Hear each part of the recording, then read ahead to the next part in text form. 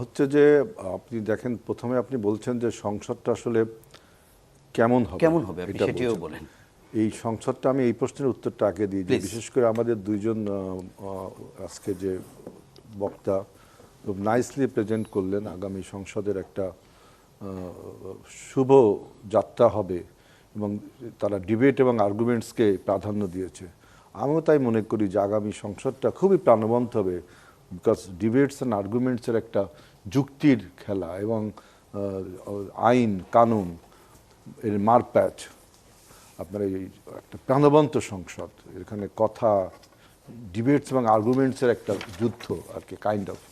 সুতরাং এটা একটা খুব প্রাণবন্ত সংসদ হবে। এখন আপনি বলছেন যে অধ্যাদেশগুলো জবরদস্তি, এখানে বলা হচ্ছে যে 133টা অর্ডিন্যান্স কিন্তু ডক্টর ইউনূস সরকার জারি করে রেখেছে। এই বিষয়গুলোকে ওই যে ডক্টর শাহান যেটা বললেন যে 30 কার্য দিবসের মধ্যে পাশ করতে হবে, সুতরাং এইসব বিষয় উত্থাপন করা হবে এবং সেখানে আপনার ডিবেটস হবে, আর্গুমেন্টস হবে, কোন অধ্যাদেশটা আপনার সাংঘর্ষিক হবে আমাদের সংবিধানের সাথে। তারপর আপনি বলছেন যে প্রেসিডেন্ট অর্ডার যেটা আদেশটা, ওইটা কিন্তু ল না, আইন না।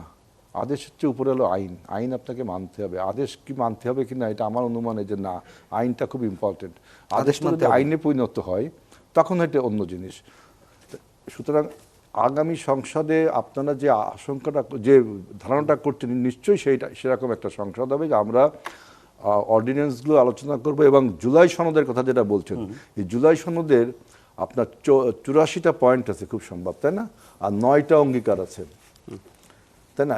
কনস্টিটিউশন রিলেটেড হচ্ছে 47টা। এর আমি বলছি ইয়ে আছে টোটাল 84টা, আর এই 84টার আগে কিন্তু 9টা অঙ্গীকারও আছে আমাদের। এর প্রতিটা দাড়ি কমা সেমিক্লোন সব কিছুই আলোচনা হবে এবং এর কোনো কিছুই যে আলোচনা ছাড়া জবরদস্তি করে পাশ করানো হবে তা না। এই জন্যই বলছি যে সংসদটা হবে ডিবেট এবং আর্গুমেন্টসের একটা প্রাণবন্ত জায়গা। আমরা জুলাই সনদটা আমরা কিন্তু সিগনেচার করেছি, সবার আগেই করেছি, তাই না? এবং জুলাই সনদের 84টা পয়েন্টের আমরা কিছু কিছু জায়গায় নোট অফ ডিসেন্ট দিয়েছি, তারাও দিয়েছে, দুই দলরাও দিয়েছে।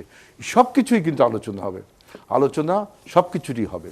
আর আপনি বলছেন যে দ্বিতীয় শপথ, দ্যাট মিনস সংস্কার পরিষদের যে শপথ, এইটা যদি আপনি সংসদে আলোচনা করে এটা যদি আপনি বোধগম্য হয় যে আইন অনুযায়ী করা হয়, সংবিধান যদি সেটা সম্মত হয়, তো আমরা কিন্তু নিব না সদস্য শপথ, এটা আমরা বলিনি কিন্তু আমরা নিতেও তো পারি, তাই না? যদি আমরা এরা যৌক্তিক হয়, সংবিধানের সাথে সামঞ্জস্য, অবশ্যই আমরা নিব।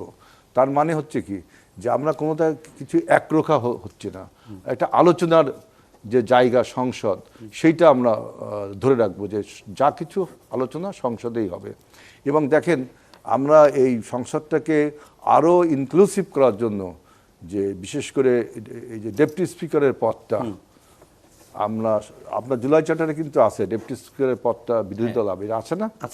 জুলাই চার্টার যদি আমরা নাই মানবো, তাহলে আমরা তো এইটা পাস হওয়ার আগেই, জুলাই সনদ পাস হওয়ার আগেই আমরা অফারটা করছি। দ্যাট মিনস যে আমরা জুলাই সনদ যে দাড়ি কমা সেমিক্লোন সহ আলোচনা সহ মানবো, তার একটা বড় প্রমাণ তো আমরা প্রথমেই ডেপুটি স্পিকার যেটা আপনাদের জুলাই সনদে আছে সেটা তো আমরা বলছি যে বিরোধী দল থেকে হোক বলছি না।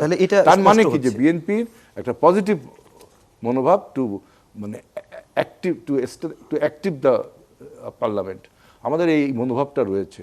এবং আমরা মনে করি যে বিরোধী দলগুলো এই পার্লামেন্টকে যদি কার্যকর না রাখে, তা আমরাও যদি কার্যকর না রাখি, তাহলে কিন্তু 24-এর গণঅভ্যুত্থানে এত রক্ত, এত আত্মত্যাগ, এই সব কিছুর সাথে আমাদের একটা তামাশা হয়ে যাবে।